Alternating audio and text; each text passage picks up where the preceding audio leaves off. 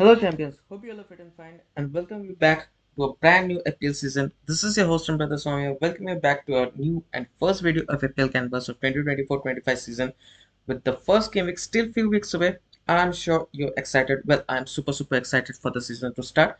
But before diving to the draft part, I think it's important to welcome the new boys in the league and all the importantly to analyze them properly and try to figure out some of the hidden gems if we could find maybe. But before going to the part, let's do a small recap of how the team has performed last season and where it went wrong, and maybe try to find out the possible ifs and buts and probably could improve this time around. So, this is the team last season history. The start of the season was pretty good, I would say, with an overall of 337 in game week 13, which was my best rank up till now, to 8.2k in game week 20. And here is the chart. I have taken it from game week 26, probably 25, with overall rank of 74.8k that game week. Well, the motive for me to discuss here is to showcase how rapidly your fortune changes over 1 to 2 game weeks, and I think this is where it went wrong for me. A single mistake, a small miscalculation, and boom, you pay the price. So coming back to the chart, with game week 22 28, sorry, after having a blast with Bournemouth, and Luton had a double game week and almost everyone's captain had flopped, as most of them had handed the armband to Dominic Solanke, and no one would ever doubt the decision with the form the number 9 was in. However, due to the budget constraint, could not fit in Solanke in the team, instead opted for out-of-the-box option, bringing in Semenyo and trusting the armband for the week. And I didn't regret the decision a bit, especially after Solanke missing a crucial penalty against Sheffield United and Bournemouth, making a second half comeback against Luton with two quick fire goals from none other than Semenyo, which almost halved my rank from 72 to 36k. Game week 29 being a blank game week, opted to use free hit, as you can, as I had no required number of players this that week. However, it turned out to be a disaster, putting that just 30 points on the board, but that didn't affect the overall rank, as most of us resisted the trap of bringing in any chip to action and saving it for the future double game weeks. Continuing with the decent score and maintaining an overall rank of 30k, with the team stood at just 22k in game week 33, and from there we could see the deterioration factor, with back-to-back double game weeks in game week 34 and 35, with 34 being probably the largest of the double game week, and had opted for bench boost, scoring a decent looking 102, but the highest point being there was 160, leading to a drop in rank, stretching the woes from 21k in game week 33 to 200k plus in game week 37, a matter of 4 game weeks, I would say. Here we can see the red highlighted part for game week 35, 36 and 37, with game week rank of more than 5 million in those game weeks. However, making a progressive comeback on the final day with 93 points on the board, ending the season with just over 137k. So what we learn from here is it becomes very important to plan your strategies beforehand in advance, especially at the times where there's a stake of using a chips, like when to use and where to use. Secondly and finally, this scenario I have experienced before also and committed the same mistake this time, and from my personal experience I would suggest to prohibit from using your chips on weeks where only bottom or lower bottom sides are in action, especially in blank game weeks. It's better to use on the top and informed teams. So, taking this in account and without wasting any more time regarding the past, let's hop into the new season as our first game week just a few game weeks away. But before we get into the first draft, which I will be discussing a detailed analysis of my picks later in my upcoming videos. However, in this video, I'm going to discuss on some of the key attributes of the newly promoted teams for this season and try to understand if we could find our budgeted idle picks who can play a more of a crucial role in completion of our team formation. So, starting off with Leicester City back in the Premier League after being relegated in 22-23 season, spending just a year in the Championship division, they are back with some impressive figures, having scored 89 goals and considered 41 out of 46 league matches with 31 wins, 11 draws, and just 4 defeats. Runners up Ipswich Town are back in the Premier League with the last appearance taking us back to as far as 2002. That's almost 22 years. And what's more impressive is the Tractor Boys gained promotion in the Championship last season from English One. So lots of expectation and heads would be turned throughout the season at Kieran McKenna's side. With 28 wins, 6 draws, and 12 defeats, Ipswich have scored 92 goals. That's like averaging 2 goals every match, but also have conceded 57 goals in 46 matches.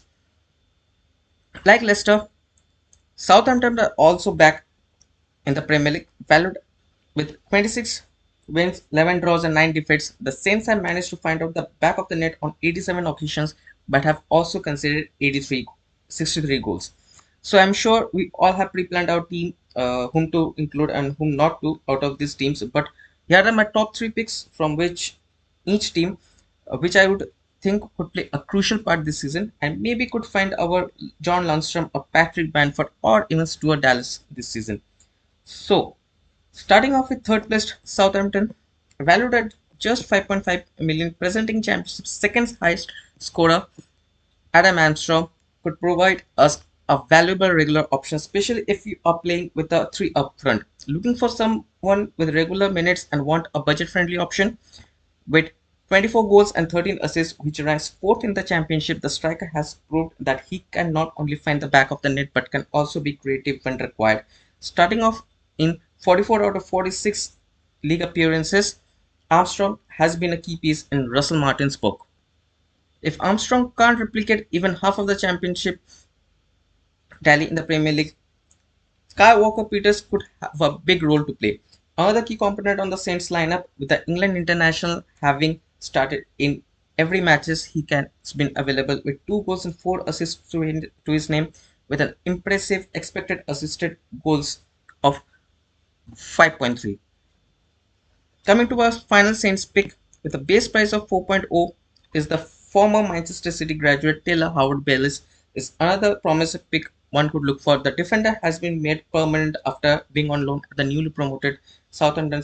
Like Kyle Walker-Peters, he has also started in every match has been available with and more impressive expected goals to expected assisted goals for a centre back. Moving on to our next team. Previously, as you have discussed on strikers and defenders, time to focus on the new midfielders with a value of just 5.5. Connor Chaplin looks like to play the Premier League by storm.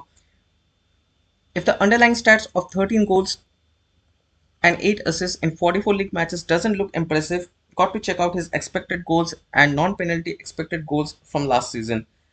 Even though many of us would think the championship level is not that of Premier League, I would say even if he could reflect half of the stats in Premier League, what a value it would be for the 5.5 million asset.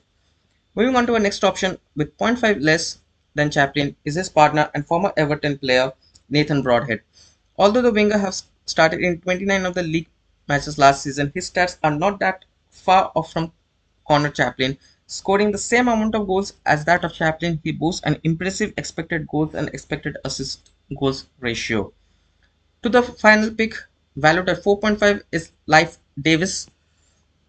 The former Leeds man has been a key figure in Kieran McKenna's backline. Started in every game he is available, the left back likes to move higher up the pitch, joining the attack with 2 goals and league high of 18 assists. The left back could be a breakout star this season. Apart from his attacking mindset in open plays, the left back is also the main man in set pieces last season, especially in corner kicks.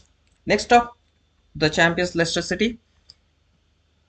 If you're looking for a winger who is versatile and can deploy as a number 9 when required, Stephen Mbidi could be the man you would be interested in. Former Arsenal graduate, also having played for Juventus from 2018 to 2020, the England international was one of the favorites of former Leicester manager Enzo Maresca and a key figure of Leicester's championship title run and returned to the Premier League. Having started in 42 out of 46 available matches, the winger boasts an expected goal ratio of 9.1, which is only third to Jamie Vardy and Kevin Dewsbury Hall within the team, also having an impressive expected assisted goals ratio of 7.8, which is ranked second just after Dewsbury Hall. Valued at just 4.5, Ricardo Pereira is one of to keep an eye on. If he could recall a couple of years earlier, Ricardo Pereira's price used to be in the range of 5 to 5.5 when Leicester were a regular team in the Premier League and possesses a rich Premier League experience with an overall more than 100 Premier League appearances, scoring 7 goals, providing 13 assists during that time. And finally, finishing off the list with veteran Premier League legend Jamie Vardy. Priced at 5.5, despite this age, Vardy remains a key figure in the Leicester lineup, especially with Dewsbury Hall not in the side this time. Despite a limited number of starts last time round, Vardy still managed to rack up 18 goals, ranking 5th in the championship division. New manager Steve Cooper would surely like to get off to a positive start from the first day itself, with Leicester starting off with home clash against Tottenham, with Vardy posting a decent record against the opposition, having found the net on 8 occasions, providing 3 assists out of 16 league appearances. So that's all for the analysis. Make sure to keep an eye on the channel for upcoming videos where I would be discussing about my first draft and the new changes introduced by the Premier League this season. So make sure to keep an eye on the channel for an exciting journey we are about to begin. Also, welcoming everyone to join my league and head-to-head contest. Link will be provided in the description below. Make sure to check that out. Also, please share this link with your friends, colleagues, family members, teachers, bosses, professors, everyone who can really put up a tough fight. See you next time around. Till then, take care, tada, goodbye, and let's make the journey interesting.